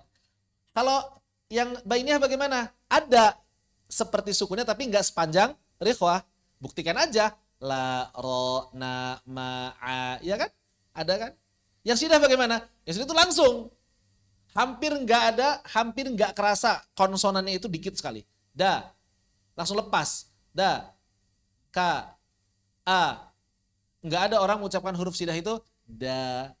Ka. Nah berarti kalau misalnya kita baca Quran begitu nggak natural. Ada nggak yang begitu? Kadang ada. A'udzu billahi minasyaitonir rajim. Gak natural berarti itu. Tuh, kan to sidah. Masa diucapkannya gak natural berarti. Harusnya to. Itu maksudnya. Jadi biarkan, sebetulnya berarti kaidah-kaidah ini tuh menjaga agar bacaan kita tetap natural, nggak dibuat-buat, ya kan? Ketika kita membuat-buat pengucapan, maka ketika kita keluar dari ini sebetulnya kita sedang membuat-buat pengucapan. Seperti misalnya ada sebagian orang mengucapkan an'amta, kan membuat-buat itu. Normalnya kan nggak begitu. Normalnya an'amta alaihim. Iya nggak? Begitu. Wallahu a'lam. Zaman lam ketika sukun mah sebetulnya sama semua. Ketika sukun mah sama semua. Ya tadi, huruf bainiyah ketika sukun sama semua, huruf sidah ketika sukun sama semua, huruf rikhwah ketika sukun sama semua. Tapi begini, bukan berarti rikhwah jadi 2 harokat, bukan. Ada sebagian orang mengira zamannya itu jadi rikhwah jadi 1,5 harokat, sidah jadi 1 harokat. Enggak, harokatnya sama. Yang beda itu isinya. Kalau saya analogikan, Afan, boleh minjem botol? Wah, ada mereknya ini, nggak boleh. Miring aman? Dimiringin aman nggak? Aman. Ya. Misalnya ini 1 harokat. Mau syiddah, mau bainiyah, mau rikhwah, 1 harokatnya segini. Nggak beda, 1 harokatnya 1 botol. Bedanya apa? Rikhwah itu isinya penuh. Aslim. Aslim. Syiddah isinya sedikit. Tapi huruf berikutnya di mana? Di sini juga huruf berikutnya. Enggak jadi di sini huruf berikutnya. Akbar enggak. Akbar sama aja. Jadi 1 harokat, cuma 1 harokatnya kosong. Kenapa kosong? Karena langsung dilepas. Akbar. Akbar. Bainiyah bagaimana? Terisi tapi enggak sepenuh rikhwah. An. Hilang kan? Normal enggak kita mengucapkan an itu ujungnya hilang? Normal. An. An. Al, ar, normal. Justru kalau kita manjangin nun nggak normal, an itu nggak normal. Ada usaha yang dibuat-buat, an itu maksudnya. Tapi ketika mengucapkan huruf rikhwah, normalnya memang ngalir as. Justru kalau langsung dilepas, as nggak normal. Lagi-lagi kaidah ini sebetulnya apa? Mempertahankan kenormalan gitu ya, mempertahankan kenaturalan dalam pengucapan. Cuma kadang-kadang ya tadi ada orang itu berlebihan. Ketika mengucapkan huruf bainiyah, alhamdu. Nggak normal. Yang normal itu alhamdu. Ujungnya pasti hilang. Yang normal itu ujungnya pasti hilang. Alhamdu. Tapi tetap huruf berikutnya di setelah 1 harokat. Bukan jadi lebih cepat, bukan. Jadi maksudnya zaman di sini adalah isi dari suaranya. Bukan 1 harokatnya memanjang memendek, bukan. Begitu ya, dipahami ya teori ini ya. Dan ini saya sepakat dengan teori ini karena sesuai dengan realita dan sesuai dengan tabiat kita. Tabiat kita memang begitu. Maka nggak mesti juga dipanjang-panjangin misalnya aslim. Kenapa panjang itu? Karena rikhwah, bukan. Bukan begitu. 1 harokat tetap 1 harokat, cuma full. Aslim, rahman. Tapi kalau yang syiddah langsung lepas. Tapi bukan langsung cepat, akbar, bukan. Tetap nanti nunggu 1 harokat dulu. Akbar. Maka sebetulnya mengucapkan aslim dengan akbar panjangnya sama. Cuma isi suaranya beda. Aslim, akbar. Sama kan? Panjangnya sama kan? Paham ya? Aslim, akbar, an'am. Panjangnya sama, tapi isi suara yang berbeda. Dan itu kenapa isi suaranya bisa berbeda-beda? Sebetulnya tabi'i semuanya. Sebetulnya tabi'i semuanya. Dan teori-teori diajarkan para ulama adalah agar kita mempertahankan tabiat tersebut. Karena itulah caranya orang-orang Arab ketika berbicara. Begitu. Jadi jangan dilebih-lebihkan. Ada sebagian orang berlebih-lebihan. Atau tadi huruf-huruf syiddah malah dibuat. Ini enggak natural kan? Dibaca begitu. Karena ada orang baca begitu. A'udzu billahi minasyaitonir rajim. Enggak natural huruf syiddah begitu. Huruf syiddah itu naturalnya langsung dilepas. Ba, ta, to, da. Begitu. Atau misalnya huruf-huruf rikhwah.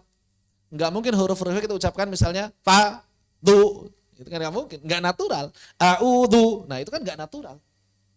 Jadi mempertahankan kenaturalan bagaimana orang-orang Arab itu mengucapkan. Begitu. Wallahu a'lam bissawab. A'udhu, nah, natural berarti. Yang namanya huruf rikhwah itu begitu. Dhu, bukan du. Gitu kan? Nah, seperti itu. Demikian. Wallahu a'lam bissawab. Makanya saya sering bilang, sebetulnya cara mengeluarkan huruf ketika baca Al-Quran akan sama dengan cara mengeluarkan huruf ketika kita berbicara sehari-hari. Kaifa haluk.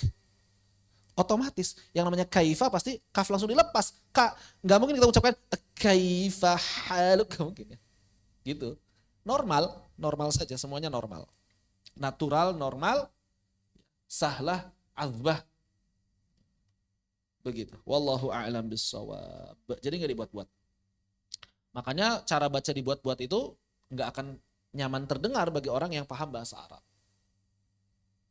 Billah itu kan, lam itu kan baini ya, maka jangan baca billah. Nggak mungkin ada orang ngomong baca billah, nggak mungkin. Pasti yang namanya bainah itu ujungnya hilang. Billah. Itu udah otomatis itu. Nggak dibaca billah, itu nggak natural. Orang baca billah itu nggak natural. Billah. Kita ngomong begitu kan? Normalnya gitu kan? Billah. Nggak bilang billah. Seperti itu. Wallahu a'lam bissawab.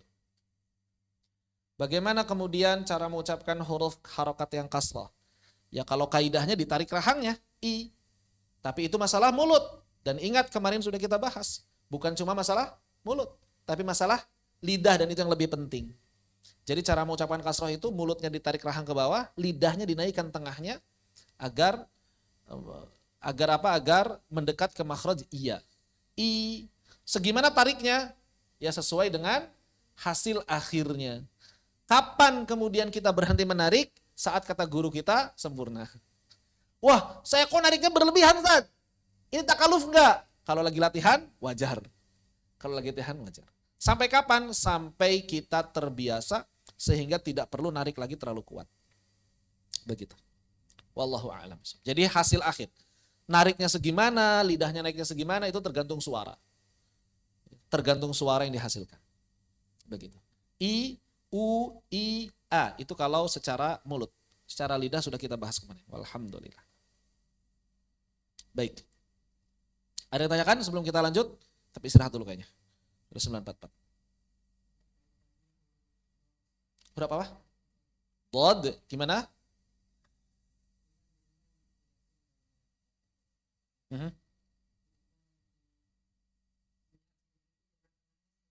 Jalan tengahnya adalah ketika mengucapkan huruf bod zaman sekarang, yang pertama, bahwa teori yang telah kita pelajari usahakan dipegang dulu. Bod itu rikhwah dari sisi lidah. Makhrajnya sisi lidah, sifatnya itu yang pertama. Yang kedua, melihat realita yang ada, kita harus realistis. Jangan terlalu menekankan untuk 100% sama dengan teori. Kenapa? Karena ternyata hari ini kalau kita harus menekankan sama dengan teori, kita akan dianggap mengucapkan huruf dha. Terus solusinya gimana? Ambil jalan tengah. Tetap ucapkan seperti dhad yang kebanyakan diamalkan, tapi jangan syiddah sempurna. Itu solusinya. Tapi jangan syiddah sempurna.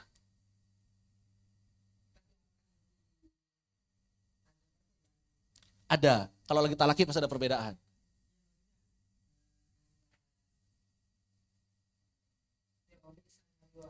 Enggak. Pertama, ketika kita misalnya mengatakan, kok dodnya agak-agak syiddah, ya enggak apa-apa. Karena dod yang agak syiddah pun masih dod yang fasih. Cuma dia kelas 2-nya. Kayak gitu. Tapi kita tidak akan mensyidahkan secara sempurna. Kenapa tidak mensyidahkan secara sempurna? Karena dod yang lebih fasih itu rikhwah. Begitu. Terus kenapa enggak dirihwahkan secara sempurna? Karena kalau dirihwahkan secara sempurna, kebanyakan ulama qiraat hari ini menganggapnya itu sebagai huruf dha. Jadi kita ambil jalan tengah. Begitu, ambil jalan tengahnya.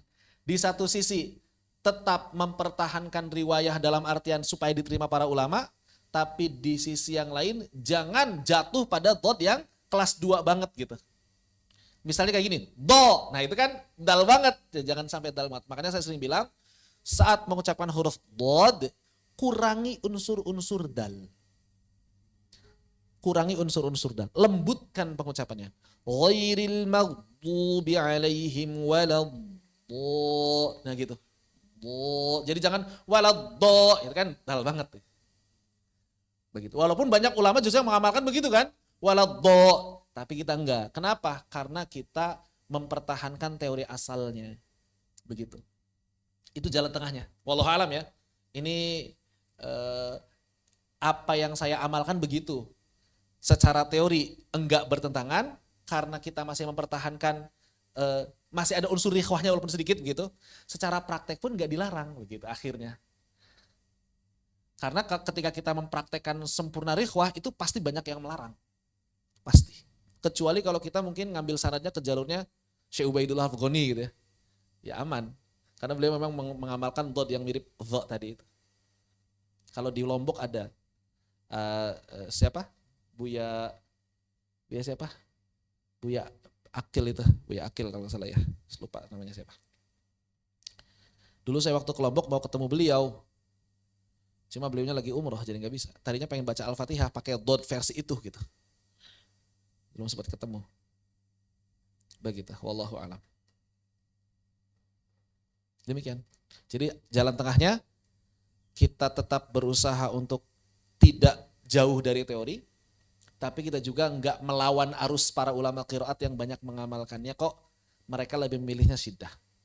Begitu. Yang penting ucapkan dhad, kurangi unsur-unsur syiddah, kurangi unsur-unsur dal. Waladdo, jangan sampai waladdo, jangan sampai gitu banget lah. Itu syiddahnya syiddah sempurna, dal banget. Ya kalau udah dal banget itu benar-benar jelas bertentangan dengan teori kan. Begitu. Wallahu a'lam bishawab. Itu jalan tengah. Demikian. Jadi di satu sisi kita tetap mempertahankan teori tapi di sisi yang lain enggak melawan arus para ulama. Begitu. Dan itu juga yang diamalkan oleh Dr. Ghanim Qadduri.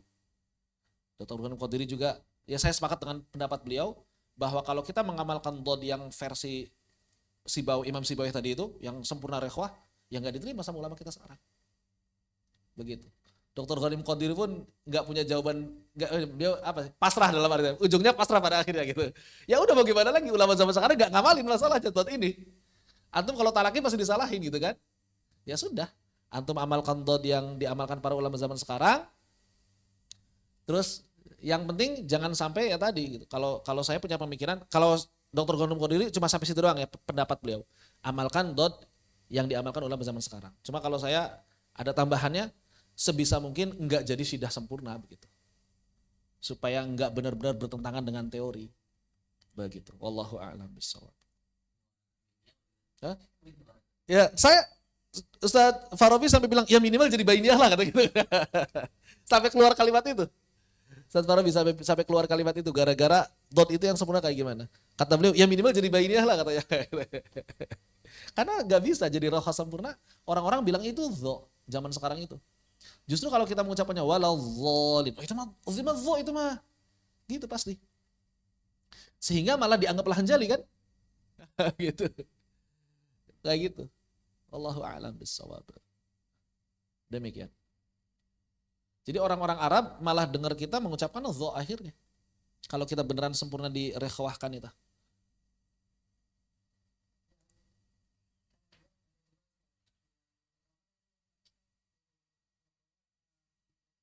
Yang paling fasih ya rokhawah, sebagaimana di kitab-kitab tajwid semuanya rokhawah semua kan. Rokhawah yang paling fasih. Kalau yang syiddah itu kelas 2-nya dan itu disebutkan oleh oleh Ibnu Sina misalnya. Kata Ibnu Sina, orang-orang Arab pun ada yang mengucapkan syiddah, huruf dhad. Di kitab beliau itu Kaifiyatu Hudusil Huruf kalau nggak salah. Kaifiyatu Hudusil Huruf. Imam Sibawi. Imam Sibawi. Ibnu Sina. Istilah beliau itu mufradah. Huruf mufradah. Itu huruf syiddah. Beda lagi tuh, huruf mufradah itu huruf syiddah. Itu istilahnya Ibnu Sina. Jadi beliau bilang wa huruful mufradah wa qila bukan wakil apa ya? Wa fil wajh kalau nggak salah. Dan menurut salah satu wajah huruf dod juga masuk di dalam huruf syiddah. Kata beliau begitu. Itu bisa baca kitabnya. Demikian. Wallahu a'lam bissawab. Ya dulu pun saya bertanya-tanya, kenapa dod itu rikhwah tapi kok nggak ada rikhwahnya gitu secara praktek. Oh, ternyata memang telah mengalami banyak perubahan. Huruf dod dan huruf to, dua huruf. Yang banyak dibahas oleh ulama itu huruf dod sama huruf to. Kalau huruf yang lain cenderung nggak ada perubahan signifikan ya, huruf dod sama huruf to ini. Begitu, wallahu a'lam bissawab. Baik, kita istirahat dulu. Kalau masih ada pertanyaan silakan dicatat dulu, nanti kita lanjutkan ba'da raha insyaallah taala. Fanaktafi bihadza walhamdulillahirabbil alamin. Assalamualaikum warahmatullahi wabarakatuh.